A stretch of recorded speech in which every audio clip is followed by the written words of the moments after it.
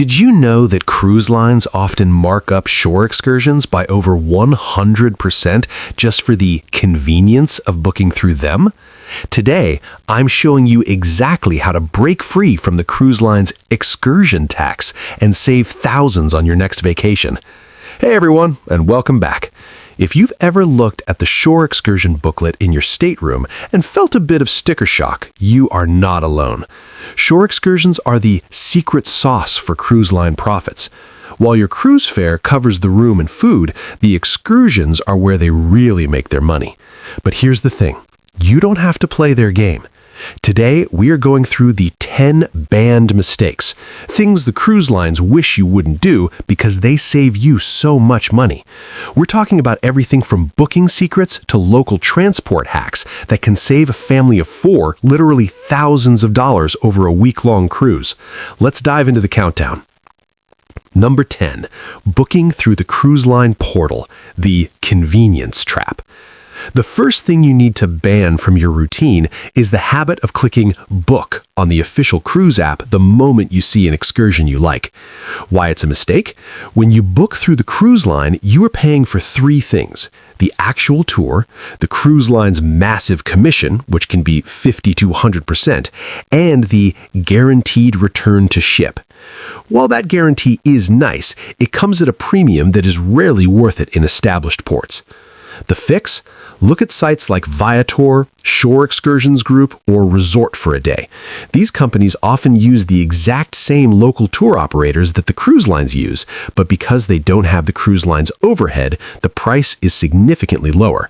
Plus, many of these third-party sites now offer their own back-to-ship guarantees to give you peace of mind.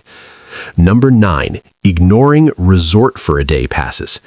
Many people book beach breaks through the ship for $90 to $150 per person. This usually includes a bus ride to a crowded beach and maybe one watered-down drink. The reality? You can often buy a day pass directly from high-end resorts like Hilton, Marriott, or Sandals in the port city. These passes give you full access to their private beaches, pools, towels, and often all-inclusive food and drinks for about $60 to $80. The hack? Check out resortforaday.com. You get a luxury experience without the 40-person tour bus vibe, and you'll likely have a much better meal than the buffet provided on ship-sponsored beach excursions. Number 8, not using local taxis or rideshares. Cruise lines will sell you a transfer to downtown for $30 per person. If you're a family of 4, that's $120 just to get a ride 5 miles down the road. The strategy? In almost every major port, from Cozumel to Barcelona, there are lines of regulated taxis right outside the port gates. A taxi ride that fits 4 people might cost $15 total. You just saved $105 in 10 minutes. Pro tip? Always agree on the price before you get in the taxi and check if Uber or Lyft operates in that country.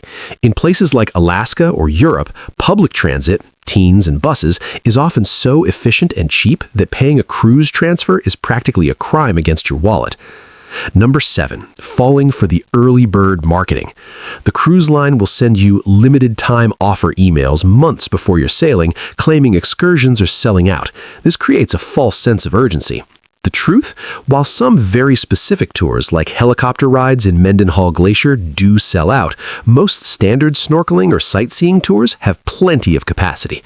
By booking 6 months out with the cruise line, you lock your money away and lose the flexibility to find better deals or wait for Black Friday sales on third-party sites. Number 6, skipping the walking tour self-guided. In many historic ports, the Highlights of the City tour is just a guide walking you through streets you could walk yourself. The free alternative? Download an app like GPS My City or simply use Google Maps to pin the top 5 historical sites. You can listen to free podcasts or YouTube videos about the history of the port while you walk. You go at your own pace, stop for coffee when you want, and spend $0 on the tour. Number 5, booking lunch included tours. Whenever a tour says lunch included, expect the price to jump by $40 to $50 per person. The problem? That included lunch is almost always a mass-produced buffet at a tourist trap restaurant. Not only is the food mediocre, but you're paying a massive premium for it. The fix? Book the tour-only option. Eat a hearty breakfast on the ship, grab a small local snack or a cheap authentic taco or pastry in town for $5, and wait to eat a late dinner back on the ship. You'll save money and likely have a much more authentic culinary experience. Number 4, the private driver secret. If you have a group of 4 to 6 people, booking individual spots on a cruise ship excursion is the most expensive way to travel. The math? A ship excursion for 6 people at $100 each is $600. In many Caribbean or Central American ports, you can hire a private driver with a clean, air-conditioned van for the entire day for about $150 to $200 total. The benefit? You choose where you go. You want to stay at the beach longer? No problem. You want to skip the shopping stop? Easy. You get a private VIP experience for 1/3 of the price of the cattle car bus tour. Number 3, overlooking the free port amenities. Some ports are designed specifically as tourist villages, like Amber Cove, Mahogany Bay, or Harvest Cay. The mistake?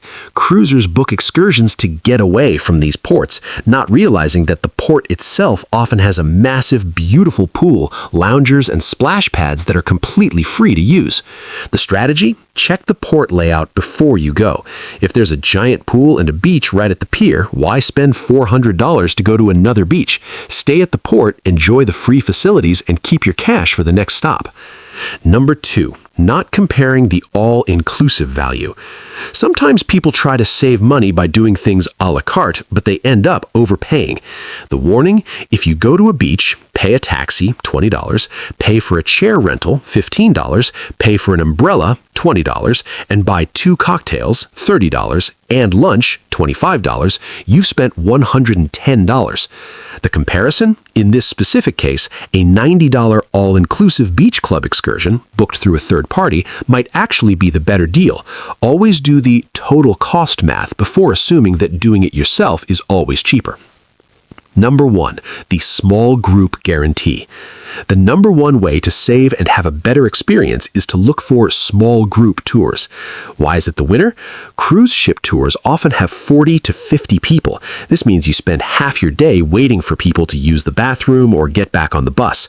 Small group tours, 10 to 12 people, found on TripAdvisor or local sites, are often 30% cheaper and move twice as fast, meaning you see more in less time. By avoiding the big bus culture, you save money and significantly reduce the stress of your port day.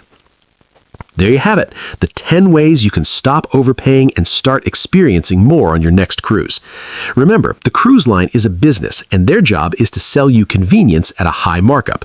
Your job is to be a savvy traveler. If you found these tips helpful, do me a favor, hit that like button. It really helps the channel grow so I can keep bringing you these money-saving secrets. I want to hear from you. What's the best shore excursion you've ever done without booking through the cruise line? Or did you ever have a close call with the ship almost leaving you behind? Let's talk about it in the comments below. Don't forget to subscribe for more cruise hacks, packing tips, and travel guides. Until next time, happy cruising and enjoy those savings.